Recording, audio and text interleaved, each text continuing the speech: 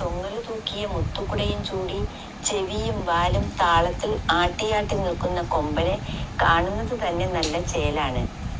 അതെ അതെ, നല്ല ചേലാണ്. പക്ഷെ ചുട്ടുപഴുത്ത റോഡിലൂടെ നടന്ന് പാവത്തിന്റെ കാലില് തോല് പോയിട്ടുണ്ടാവും രാഖി. അത് ശരിയാണ്. എന്നാലും ഉത്സവം കൊഴുപ്പിക്കാൻ ആന വേണ്ടേ? ഹരിയും രാഖിയും കാത്തുകാത്തുനിന്ന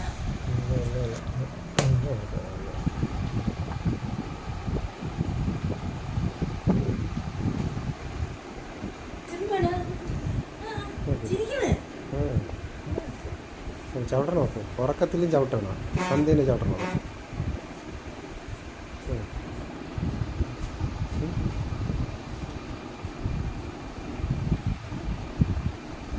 ഉറങ്ങണം.